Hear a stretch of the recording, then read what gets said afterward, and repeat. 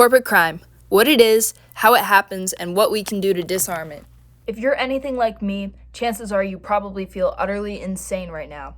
Political corruption and polarization are at an all-time high, everything is ridiculously expensive, the job market's in shambles, everyone's scrolling through an endless algorithmic contraption 24/7, online scams are rampant, no one can pay for rent or health care, higher education is becoming inaccessible again, and no matter what you do, it seems like you as a consumer can't live your life ethically without draining some kind of resource or subjecting a faceless individual to hours of unpaid labor.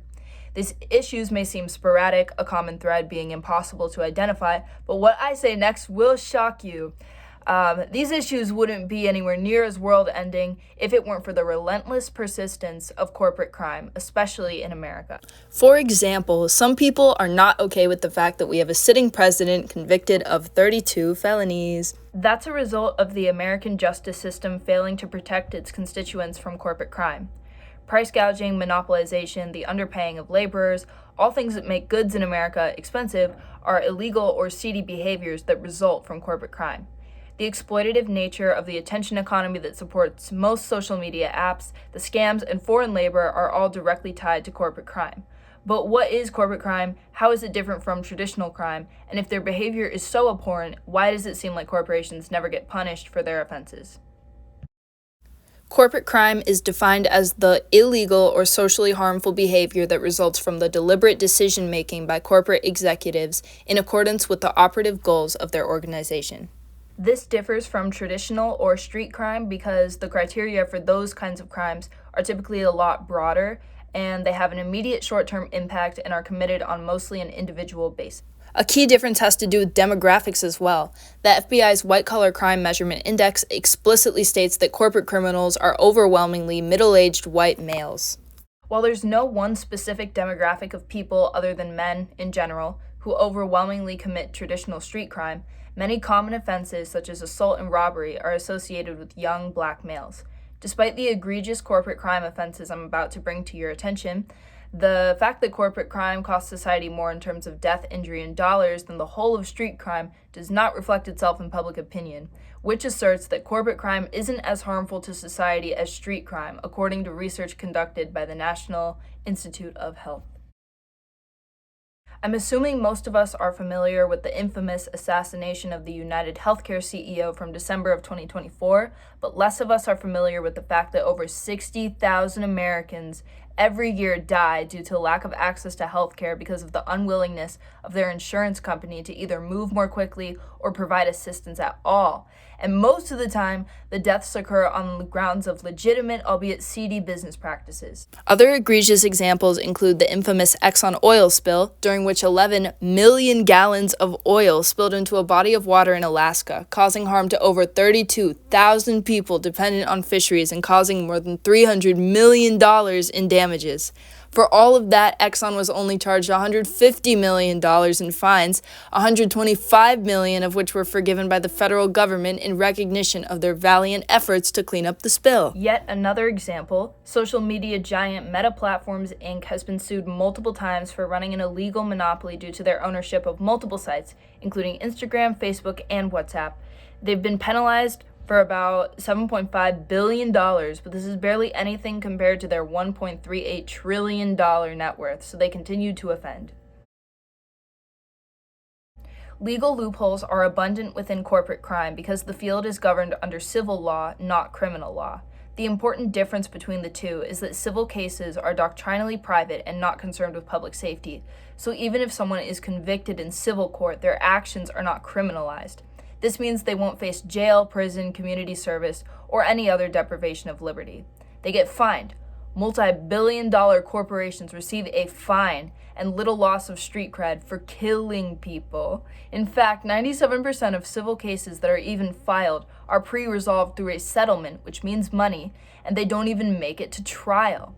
From this emerges a phenomenon called corporate calculus, which means that if the corporation knows the fines being imposed upon them will be lower than the benefits they gain from offending, logically, they will offend.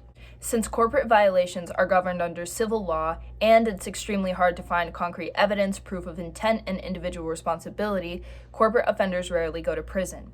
It's clear that the nature of corporate crime is extremely predatory, and these companies thrive off of us as consumers being completely dependent on them for many functions of our daily lives.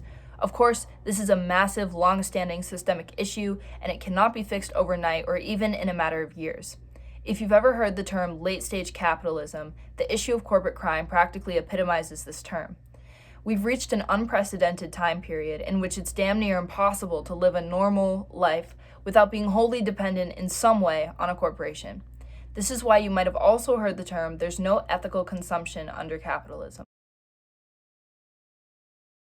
If I had things my way, I would say that criminal law and offenses should absolutely be applied to corporate crime, and individual CEOs and managers should face prison time and individual fines for any and all violations that occur under their name, even if they're not directly responsible. But that's a very top-down approach to this issue, and given how dependent our society is on massive corporations, our government would never be willing to take so many under. This means we've got to go bottom up if we want to create a radical social change. Here are some small things we can do as individuals to stand up to the greater evil of corporate crime, and if enough of us do these things for long enough, we might be able to turn back the clock on capitalism. The most important thing you can do as an individual is to boycott. Purge as much of your life from corporate influence as possible.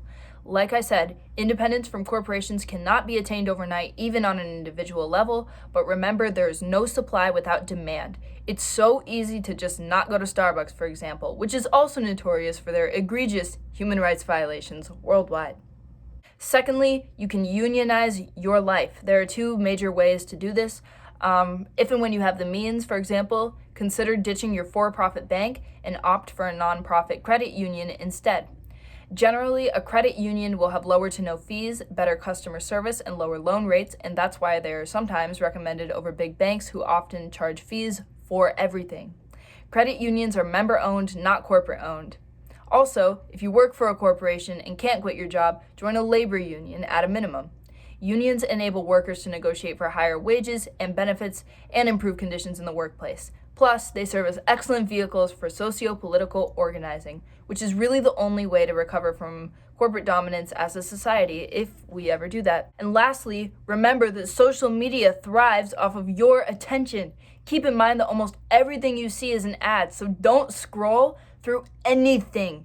Social media is meant to connect with others, not to consume advertisements, even though that's what it's turned into. So use responsibly by not scrolling and therefore not giving anyone any ad revenue, PR, or data. All of these action items involve you as the consumer asserting your independence. Remember, you're a human being indefinitely and a consumer by accident. Keep your head on a swivel, be mindful of where your dollar goes, and someday we might be able to disable corporate crime entirely.